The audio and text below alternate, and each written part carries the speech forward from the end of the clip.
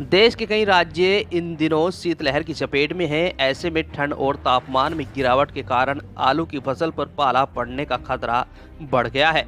इस ठंड और पाले से अपनी आलू की फसल को कैसे बचाए, किसान के सामने ये टेंशन खड़ी हो गई है।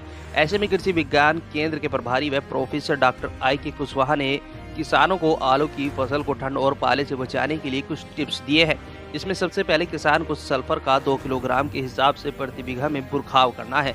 साथ ही छिड़काव में 1 एकड़ खेत में 300 लीटर पानी में 1 किलो सल्फर घुलनशील गंधक डालकर फसल पर छिड़काव करना है। जमीन में सल्फर का बुरखाव से जमीन का टेम्परेचर बढ़ता है और फफूंदी भी कंट्रोल हो जाती है। साथ ही फसल पर चूल्हे की राख बुरखाव करने से पत्ते पर पड़ने वाले पाले का पत्ती से सीधा संपर्क टूट जाता है। पाला पड़ने पर आलू की फसल में सिंचाई न करें और अगर सामान्य दिन में भी सिंचाई करनी है तो धूप निकलने पर ही करें। देखिए, इस समय मौसम में काफ़ी बदलाव देखा जा रहा है। हल्की हल्की बूंदाबांदी भी हो जाती है, टेम्परेचर भी डाउन होता चला जा रहा है।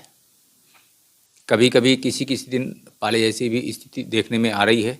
मेरा सभी जो आलू उत्पादक किसान हैं उनको सलाह है कि इस समय वर्तमान में आलू में की फसल में अगर पत्तियों में झुलसी जैसी समस्या दिख रही हो, पत्तियों में कालापन आ जाता है, आलू के कंद गलने लगते हैं, धीरे धीरे देखा जाता है कि 1-2 दिन में ऐसी फसल पूरी तरीके से बैठ जाती है, यानी कि बढ़ोतरी रुक जाती है, पूरी तरीके बैठने की स्थिति में हो जाती है और उसका बढ़वार पूरी तरह प्रभावित होकर जल के ख़त्म हो जाती है।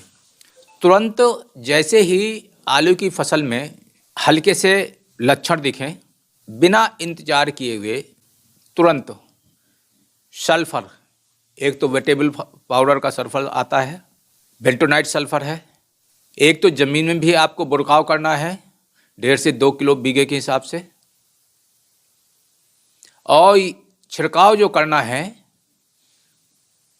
तो इसमें 1 एकड़ के खेत में लगभग 300 लीटर पानी,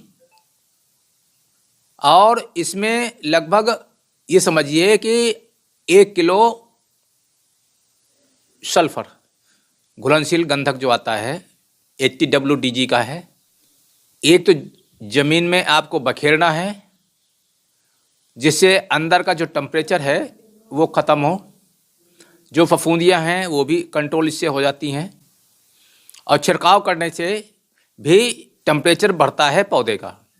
चूल्हे की राख आज प्रयोग करने से एक तो उसमें पौधे में जो पाले का जो ओस है, पत्तियों की ऊपरी सतह में जो लगा होता है, लेयर लग जाती है, वहाँ पर पाला ये जो राख पड़ने के कारण सीधे वातावरण से पत्ती का संपर्क कट जाता है।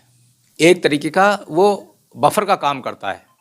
तो इससे क्या होता है कि जो वातावरण का टेम्परेचर कम हो गया है उससे पौधा हमारा सुरक्षित हो जाता है।